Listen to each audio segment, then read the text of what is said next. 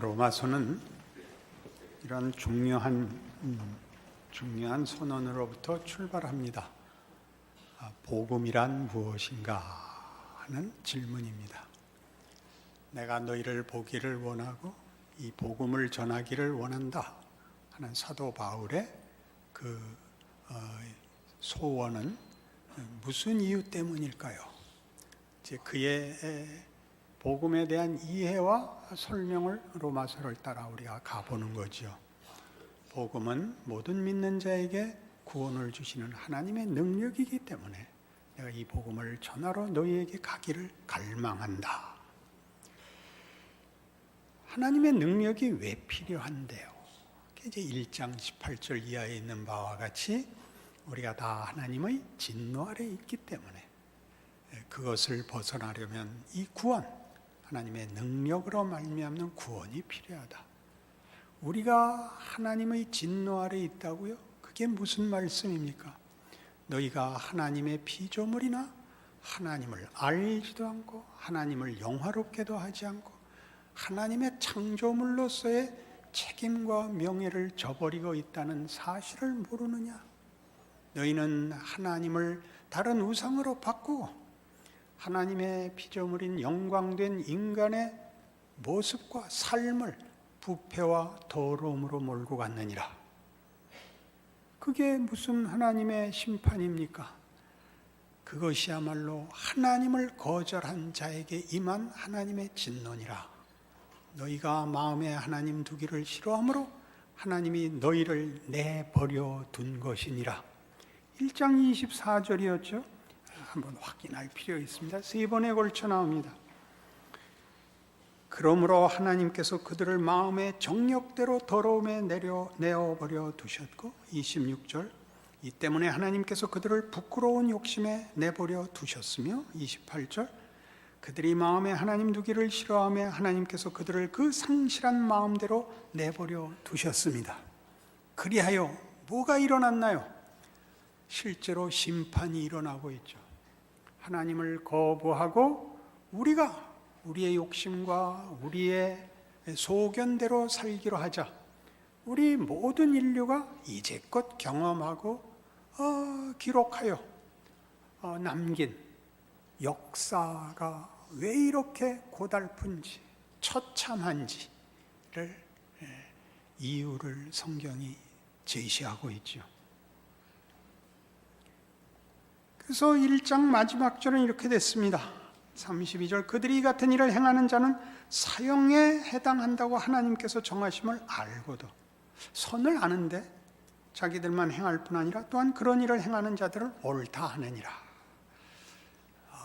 그렇죠? 잘못인 거 아는데 이렇게 뒤에 붙입니다. 그러나 살아남으려면 그럴 수밖에 없어. 우리가 저러면 안 되지만 저럴 수밖에 없어.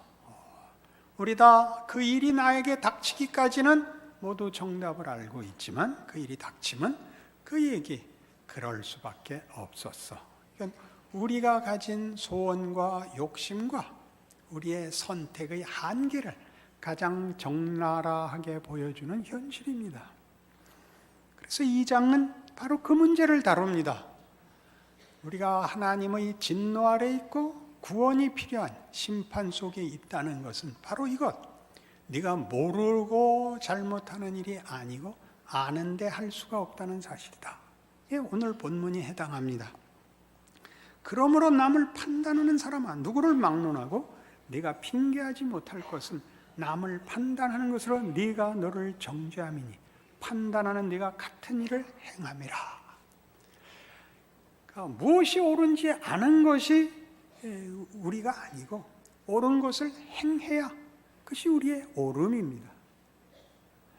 선이 무엇인지를 아는 게 선한 것이 아니고 선을 행해야 선한 것입니다.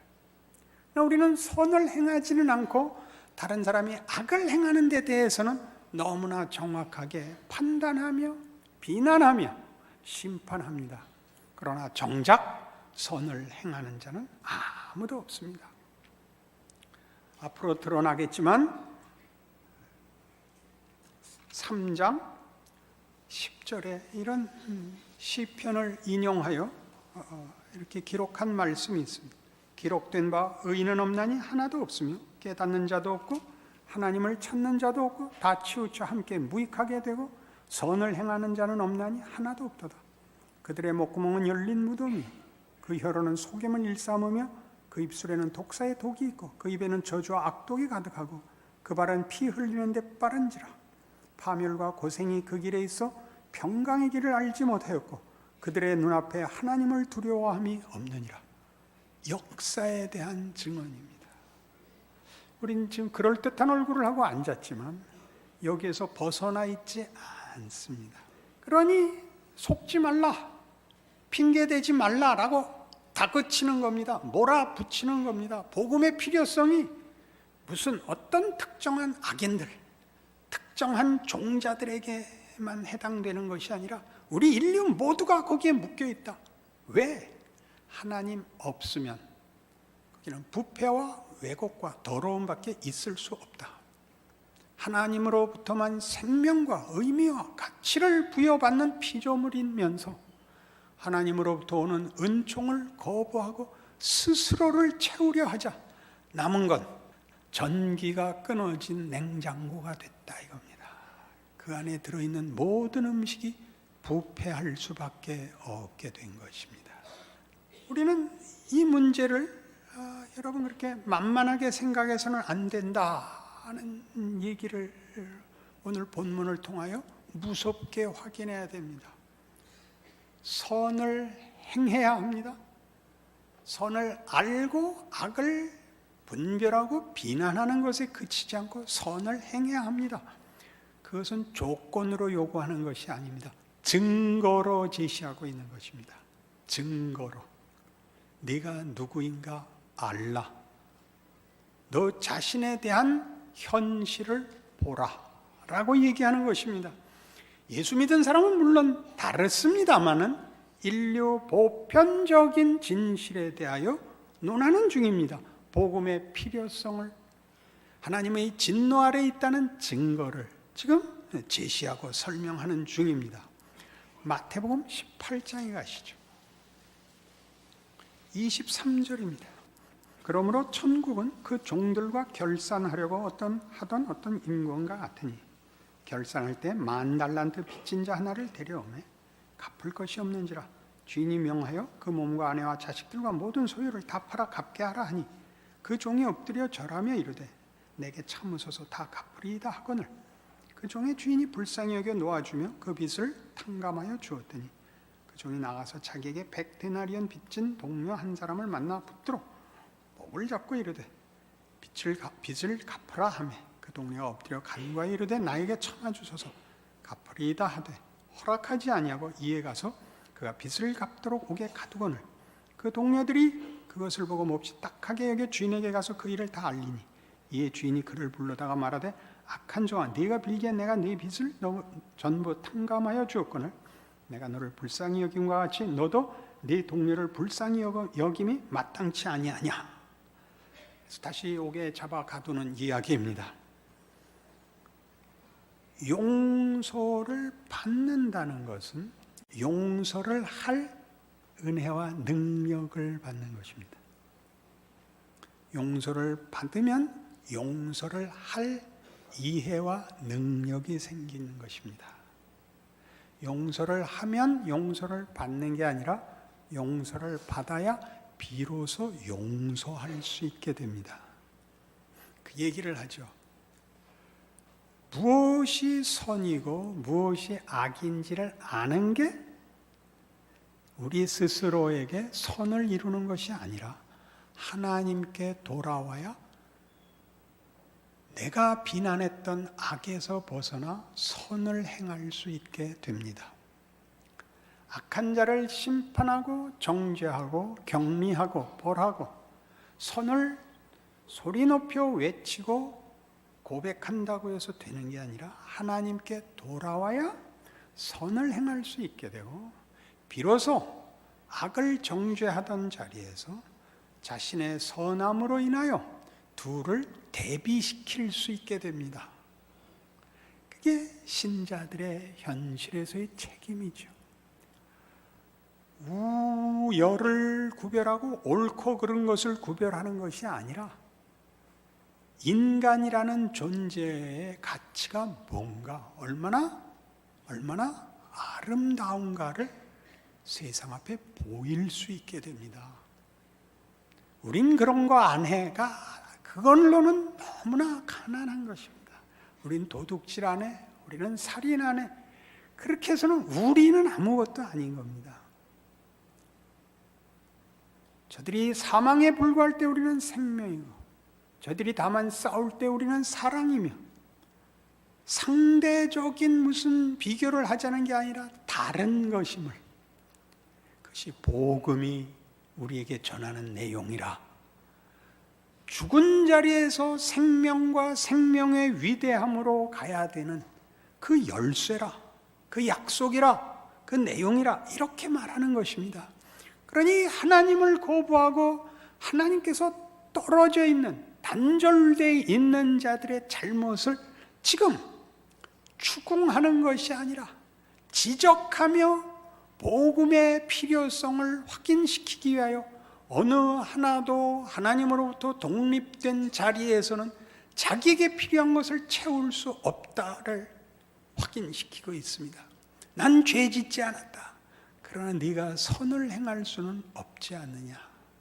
네가 남이 뭘 잘못하고 뭘 잘했는지 아는 것이 네가 선을 만들고 있다는 증거는 아니니라. 선을 행하라. 선생님 제 기도할 때 눈 떴대요. 불과하다는 거죠. 이해가 확 오죠. 마태복음 25장에 가면 이 문제에 대하여 더 깊은 성경의 가르침을 배우게 됩니다. 14절 이하의 달란트 비유가 나오는데 24절에 이 한 달란트 받은 그 충성하지 않은 종, 꾸중 받은 종의 얘기가 나옵니다.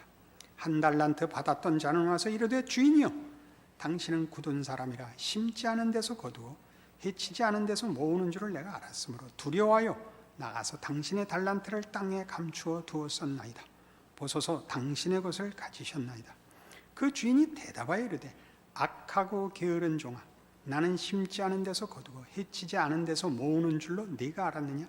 그러면 네가 마땅히 내 돈을 취리하는 자들에게나 맡겼다가 내가 돌아와서 내 원금과 이자를 받게 하였을 것이니라. 이 어려운 비유죠. 네가 내 원금을 잘 보관했다 돌려주는 것으로 네 할 일을 다 했다고 하는데, 그렇다면 은행이라도 넣어도 이자라도 얻게 해야 되지 않느냐. 이런 주인으로서의 추궁입니다. 당신은 굳은 사람이라 심지 않은 데서 거두고 해치지 않은 데서 모으는 자입니다. 이렇게 해쳤다는 게 쏟아 부어야 이렇게 긁어 모으죠. 하나님이 쏟아 부어야, 주인이 쏟아 부어야 긁어 모을 것이며, 심어야 결실을 할 것 아닌가. 그러나 네가 그것을 그렇게 내가 주지 않아서 가질 것이 없어서 준 것 그대로 돌려줬다는 말의 잘못은, 그것이 하나님이 원인과 결과 모든 것을 홀로 독점하고 있지 않고 그가 만드신 세상에서 그의 형상으로 지은 인간들과 이 특권을 나누고 있다는 사실을 모르느냐 그럽니다. 우리를 만들고 이렇게 약속하셨습니다. 인간을 만들고 생육하여 번성하라, 땅에 충만하라. 물론 모든 피조 세계에 주신 축복입니다. 생육하고 번성하여 땅에 충만하라. 그리고 우리는 같은 축복이 하나님의 형상으로서 되어 있습니다. 한 인간의 존재와 그의 삶은 하나님의 창조 역사에 동참하는 것입니다. 다른 모든 피조물이 단순히 존재하는 창조 사역의 은혜의 산물이라면, 우리는 하나님께서 약속하신 대로 다스리라에 동참하고 있습니다. 다스려야 되는 자에 하나님께서 성경 내내 약속하시는 하나님의 기업, 그 기업을 이을 자로서의 주인으로서의 동참입니다. 크며 분별하며 판단하며 결정하며 하나님의 성품과 성실하심과 그 기쁨에 동참되는 자로 부름받은 인생인 것입니다. 그러니 인간이란 이렇게 더러운 것에 부패하고 왜곡되고 더러워지는 존재가 아니라 더 나가고 더 나가고 더 나가야 되는, 우리의 예술에서 그랬듯이, 어떤 아름다움에서 그랬듯이, 어떤 위대함에서 그랬듯이 더 나가고 더 나가고 더 나가는 축복, 그렇게 부름받은 인간의 아름다움과 명예와 자랑과 영광과 승리에 있어서 하나님과 단절되면 극단적인 차이를 보일 수밖에 없다. 이렇게 복음을 설명하기 위하여 인간의 본래의 자리와 내용을 상기시키고 있습니다. 우리의 존재와 시간은 우리 자신에게 모든 창조 세계에 하나님의 은혜와 자비와 능력이 은혜로 내리는 수단이요, 크는 과정이요, 유익과 승리를 위해서 가는 길입니다. 그냥 다만 시간이 흐르고 다만 넘겨주면 되는, 죽어버리면 그만인, 잠깐 존재하다가 소멸되고 마는 일회용이 아니라고 얘기하는 것이 이 달란트 비유에서의 중요한 문제입니다. 조금 더 확대하죠. 골로새서 1장 16절부터 오죠. 만물이 그에게서 창조되되 하늘과 땅에서 보이는 것들과 보이지 않는 것들과 혹은 왕권들이나 주권들이나 통치자들이나 권세들이나 만물이 다 그로 말미암고 그를 위하여 창조되었고 또한 그가 만물보다 먼저 계시고 만물이 그 안에 함께 섰느니라. 그는 몸인 교회의 머리시라. 그가 근본이시요 죽은 자들 가운데서 먼저 나신 이시니 이는 친히 만물의 으뜸이 되려 하시며 아버지께서는 모든 충만으로 예수 안에 거하게 하셨다고 합니다. 예수 그리스도의 성육신이 가지는 가장 위대한 부분 중에 하나, 하나님의 모든 충만이 우리와 방불한, 우리와 똑같은 한 육신을 가진 짧은 인생 속에 들어오실 수 있었다는 것. 그러니까 우리가 다만 아무것도 아닌 존재가 하나의 업적을 이루거나 하나의 유익을 나누거나 어쩌다 한번 의미 있는 일을 하는 정도가 아니라 우리가 이 막막하고 자책에 그리고 한계에 붙잡혀 있다고 생각하는 그 조건, 무한히 유한에 들어와 감당하신 그 시간과 공간의 제약을 받으시는 무한으로서 하나님의 충만을 담을 수 있었다고 하는 그런 존재임을 가르칩니다. 예수의 우심, 걱정, 꾸짖음, 겟세마네의 기도, 그러니까 분명히 한계 속에 있고 넘지 못할 그 경계선에서 쩔쩔매셨던 모습을 보이고 있으나 아버지께서는 모든 충만으로 예수 안에 넣으셨습니다. 예수의 성육신에서 우리를 위하여, 그리고 이제 하나님을 거부했던 인류가 예수로 인하여 하나님 앞에 묶임으로 구원을 받고 화목됨으로 바로 그 길을 쫓을 수 있게 됐다고 얘기합니다. 그래서 야단치는 겁니다. 다만 무엇이 선인지를 알고 저러면 안 돼 하는데 머물러 있지 마라. 그거는 그렇게 하는 것과 방불하다. 이건 하나님을 떠나 있는 자리다. 너희도 알지 않냐? 너희가 제일 잘하는 게 난 그렇게 안 해. 이게 불과하지 않냐? 그거 말고 이걸 보라. 하나님이 원래 지은 목적과 예수 안에서 보인 것을 보라. 마태복음 11장에 가면 이 유명한 얘기가 나오죠. 마태복음 11장 2절. 요한이 오게서 그리스도께서 하신 일을 듣고 제자들을 보내어 예수께 여짜오되 오실 그 이가 당신이 오니까 우리가 다른 일을 기다리오리까. 예수께서 대답하여 이르시되 너희가 가서 듣고 보는 것을 요한에게 알리되 맹인이 보며 못 걷는 사람이 걸으며 나병 환자가 깨끗함을 받으며 못 듣는 자가 들으며 죽은 자가 살아나며 가난한 자에게 복음이 전파된다 하라. 세례 요한은 예수님의 길을 준비하러 온 선지자입니다. 저분이 세상 죄를 지어가는 하나님의 어린 양이다, 메시아다. 그 요한이 무슨 의심이 생겼죠? 하나님의 구원과 그 구원자를 보내신다는 약속이 어떻게 이렇게 기대받기냐, 이렇게 초라하냐, 작냐, 놀라고 있습니다.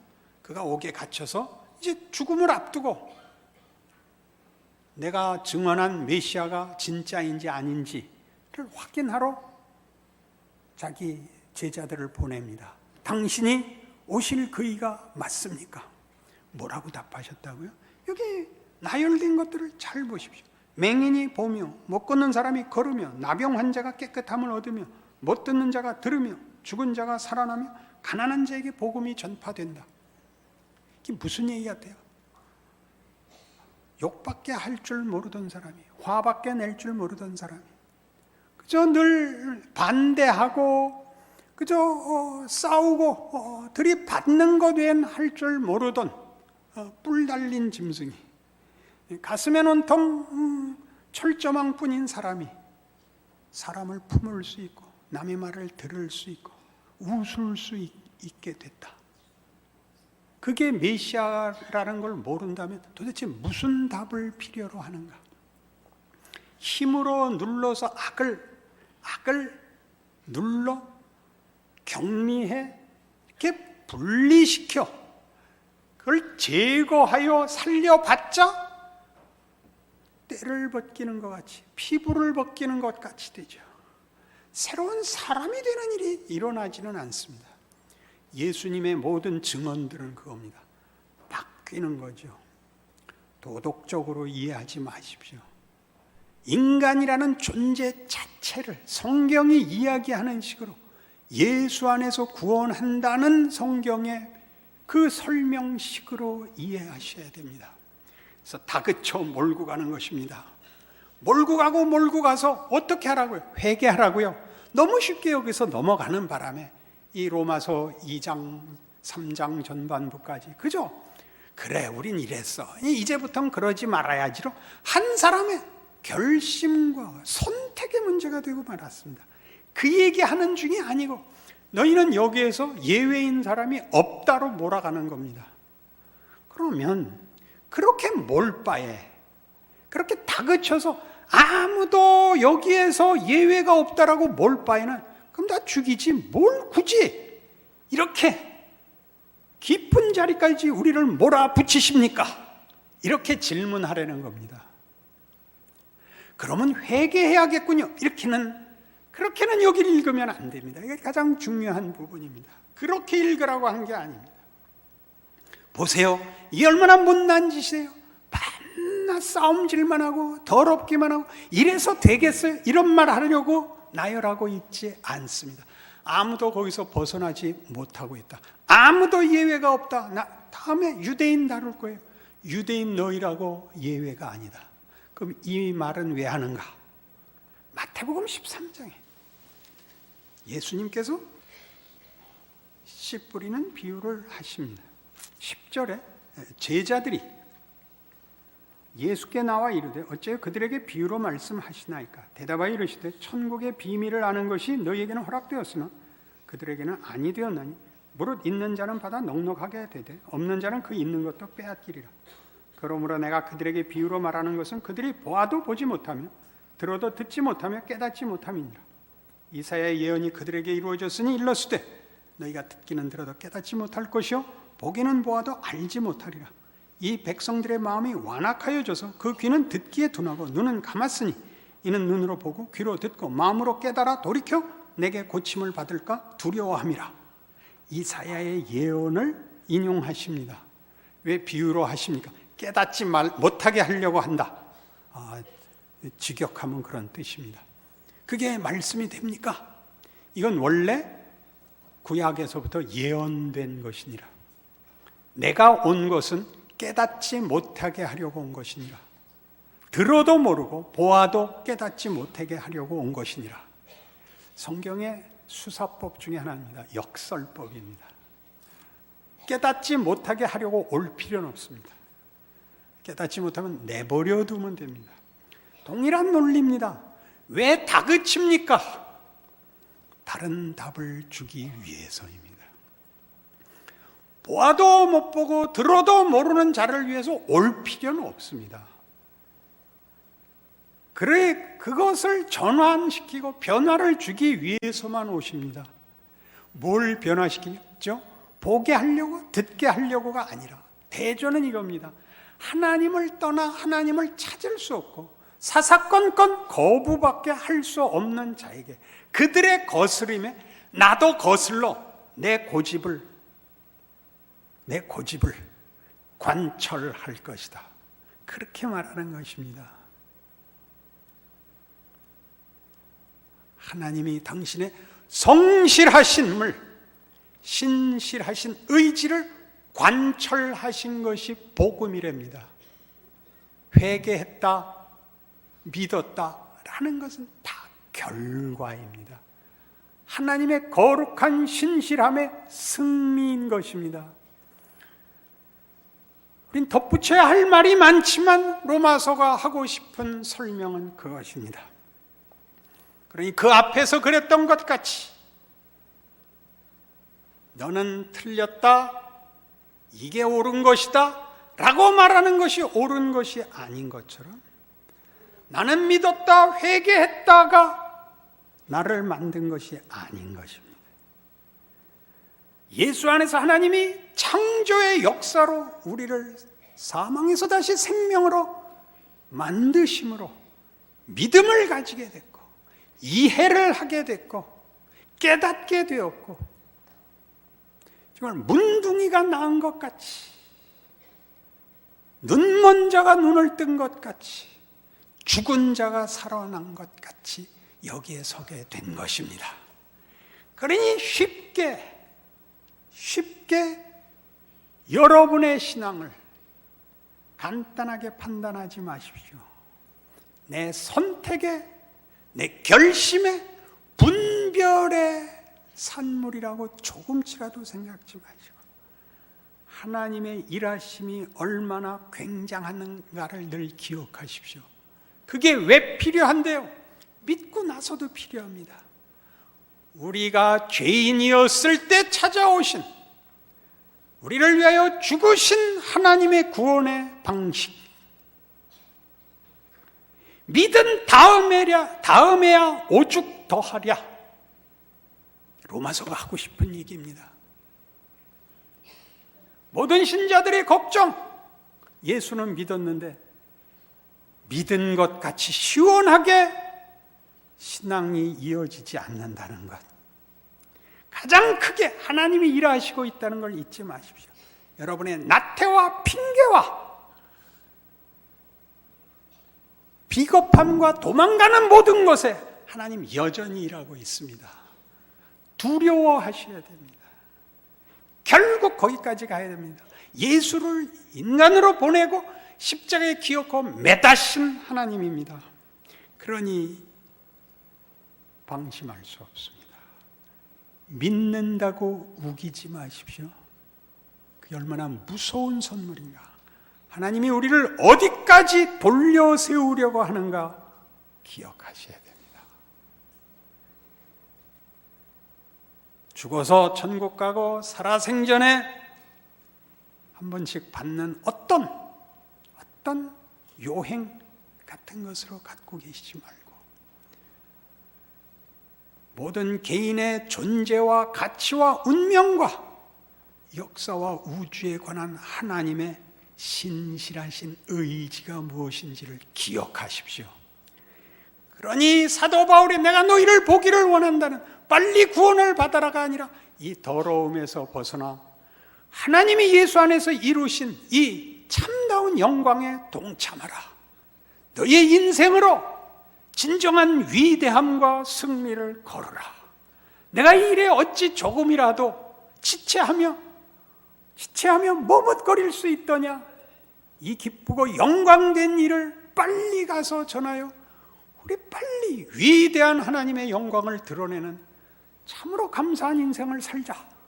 그것이 그를 이렇게 불타게 하는 것입니다. 이해하시지 못했어도 이해해야만 된다. 아멘. 기도하십시다. 하나님 아버지, 예수를 믿고 하나님을 아버지라 부른다는 것은 놀라운 일입니다. 우리의 생각이 작아지고 그저 우리 하나 어떻게 보호받는 것, 저 빨리빨리 살아 없어져 고생 없는 천국 가는 것, 그렇게 생각하지 말게 하시옵소서. 더 깊이 우리의 존재와 삶이 이 아무것도 아닌 것 같은 데서 저 세례 요한의 질문에 답하신 예수 그리스도의 그 결과로 정말 가난한 데서, 죽은 자리에서 되살림을 받은 자의 영광, 이제 가진 생명, 그 생명의 부요, 그 부요의 영광을 누리고 증거하는 그런 기도와 믿음과 인내와 거룩과 감사와 소망의 삶을 살 수 있도록 축복하여 주시옵소서.